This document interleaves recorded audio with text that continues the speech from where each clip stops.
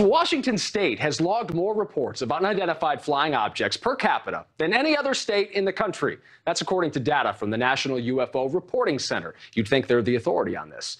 Washington residents have reported at least 6,812 UFO sightings. The earliest ones report back to the 1940s. The National UFO Reporting Center is based in Washington, another sign that the state is truly the place to be to spot ET. Chris Rutkowski, a science writer who specializes in UFOs. He's the author of Canada's UFOs Declassified. Joining us on the show, Chris, I've been looking forward to this segment from the second I found out you were booked.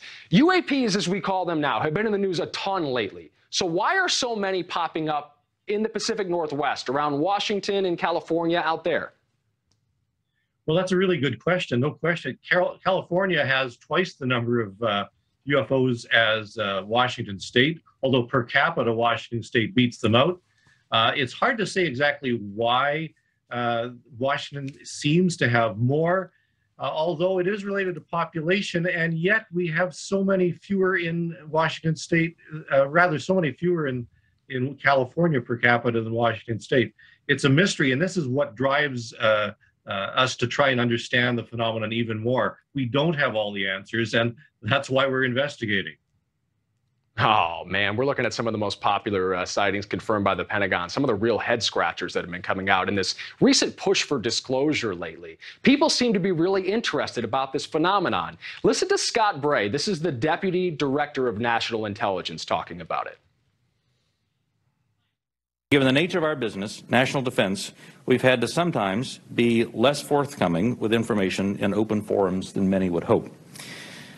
If UAP do indeed represent a potential threat to our security, then the capabilities, systems, processes, and sources we use to observe, record, study, or analyze these phenomena need to be classified at appropriate levels.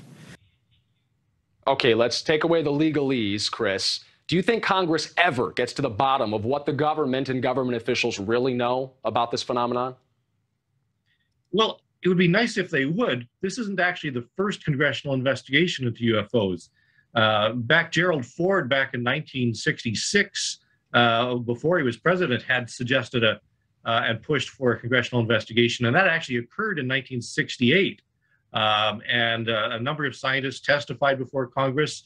It was taken quite seriously back then. Unfortunately, during the 1960s, the United States Air Force had something called Project Blue Book. We've probably heard of that. Well, the year after the congressional investigation of '68, Project Blue Book was closed down. So let's hope that this time it turns out a little bit differently. Chris, let's say it's not weather phenomenon. Let's go ahead and pop the weather balloons. We're talking about the real deal sightings, the one the Pentagon has been talking about a lot lately. There's been a few of them. What do you think, in your research, in what you've read and written, do you think these things are from Earth? Are we alone, Chris? Well, as an astronomer, I'd have to say we're probably not alone, but the trouble is we don't have the real proof yet. And the idea behind the UAP task force and the new office that was just recently announced is to try and gather data, to try and get this information. And the only way to do that is to get the reports. The investigations that are currently ongoing, they've tried to eliminate the stigma from pilots and military personnel to report them. They've been a little afraid so far to report. And so they're actually encouraging military personnel to report now, which is a very good thing.